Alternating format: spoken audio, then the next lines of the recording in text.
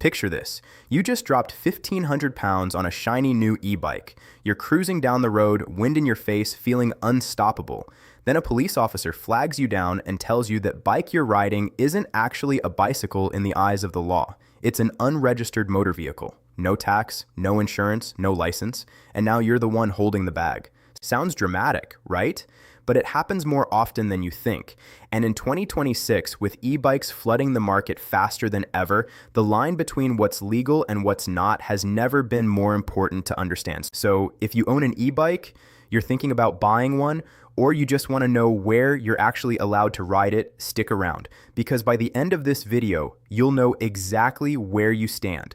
Let's start with the basics, because everything in this video hinges on one simple acronym, EAPC.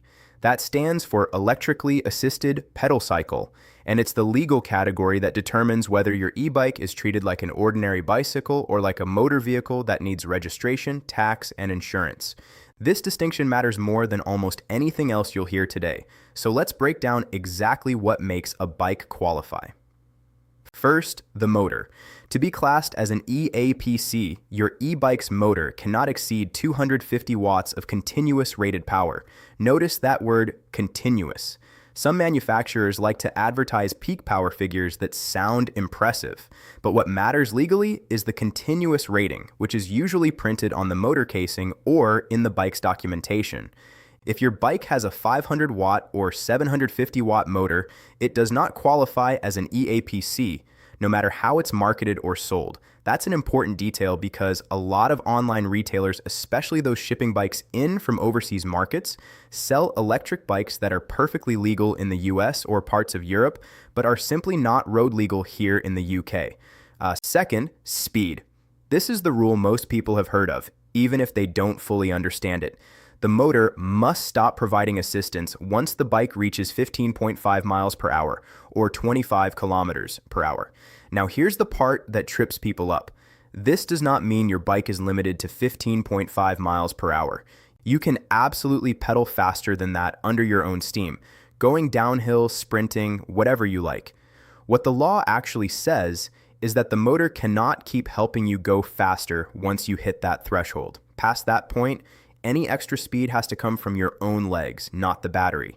Third, pedals. An EAPC has to have pedals that are actually capable of propelling the bike forward.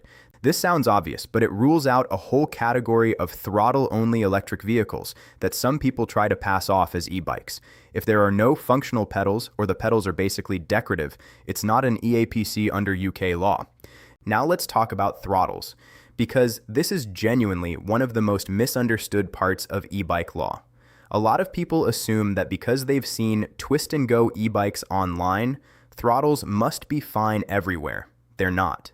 In the UK, a throttle is only permitted if it's limited to what's called walk assist speed, which is roughly 3.7 to 4 miles per hour. That's meant for scenarios like pushing the bike up a slope or maneuvering it without pedaling. Nothing more. Any throttle that can propel the bike up to full speed without you pedaling at all typically falls outside the EAPC rules and would require the bike to go through a formal type approval process, similar to what a moped needs. So if you're shopping for a bike and the listing brags about a powerful twist throttle that takes you straight to top speed with no pedaling required, that is very likely not a road legal EAPC in this country. You might be wondering whether any of this was about to change. There was in fact a government consultation back in 2024 that looked at raising the power limit from 250 watts to 500 watts, and at loosening the throttle rules to allow twist and go operation up to the full 15.5 mile per hour limit without needing type approval. If you've been following e-bike news, you might remember the buzz around this. Well, that proposal was dropped in early 2025, so as of 2026, the original limits still stand. 250 watts is still the ceiling, and throttle-only operation is still capped at walking pace.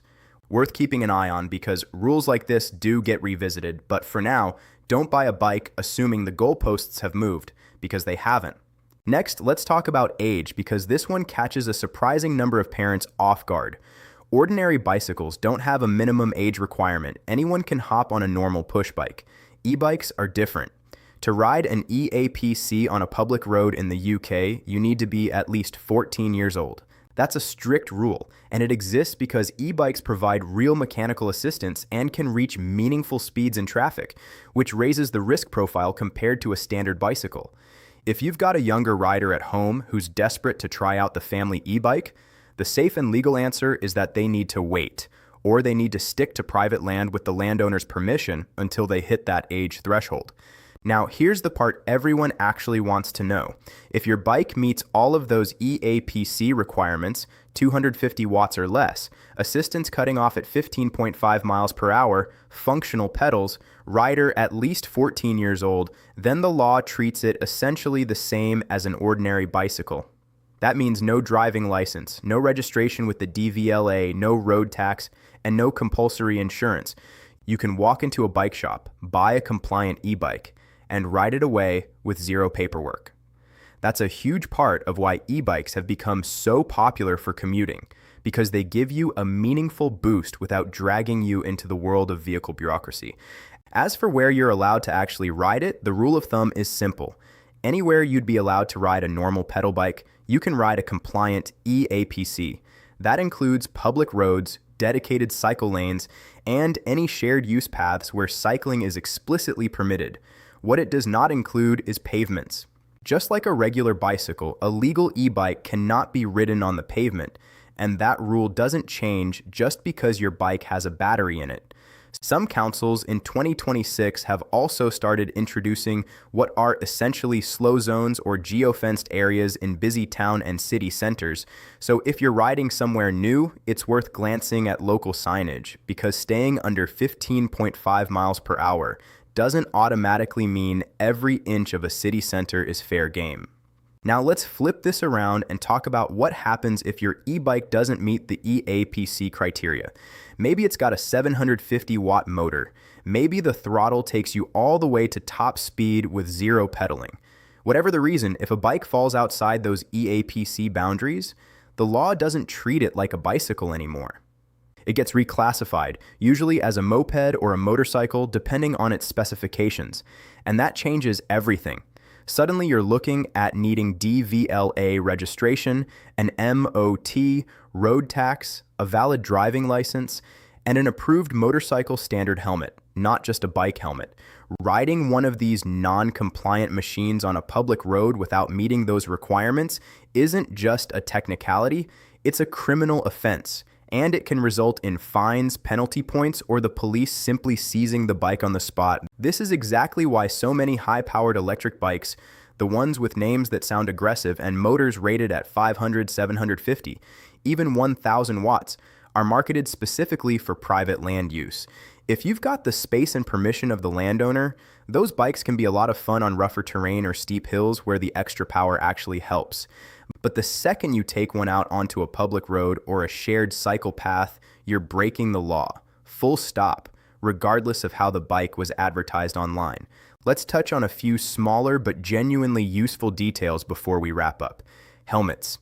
There is currently no legal requirement to wear a helmet on a standard compliant EAPC, the same as riding a normal bicycle. That said, e-bikes tend to be heavier than regular bikes and often travel at higher average speeds in real-world riding. So wearing a good quality helmet is strongly recommended even though it's not mandated by law. Insurance works the same way. It's not legally required for a compliant EAPC, but plenty of riders choose to take out theft or damage cover anyway, especially given how expensive some of these bikes have become. One more thing worth mentioning if you're in the market for a new e-bike. Always check for the manufacturer's compliance information before you buy, especially if you're ordering from an overseas retailer or a marketplace listing. Look for the continuous power rating. Confirm the assistance genuinely cuts off at 15.5 miles per hour. And be skeptical of any listing that talks about off-road modes or hidden speed unlocks, because if a bike can be pushed past that limit under motor power with the flip of a switch, it's unlikely to be considered EAPC compliant, switch or no switch. Keeping your receipts, manuals, and any compliance documentation is also a smart habit, just in case you ever need to prove exactly what you bought. So to sum all of this up, keep the motor at 250 watts or under. Make sure assistance cuts off at 15.5 miles per hour. Keep those pedals functional. Be at least 14 years old. Stick to throttles that only work at walking pace if your bike has one at all. Do all of that, and you can ride your e-bike on UK roads and cycle lanes with no license, no tax, no insurance, and no registration required, just like a normal bicycle. Stray outside those lines, and you're suddenly dealing with the same rules as a moped or motorcycle, paperwork and all. E-bikes genuinely are one of the best ways to get around right now. Cheaper than driving, faster than walking, and a lot less sweaty than a regular bike on a hot day.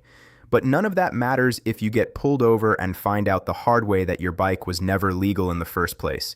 So before your next ride, take 2 minutes, check that power rating, check that speed cutoff, and ride with total confidence knowing you're completely within the law.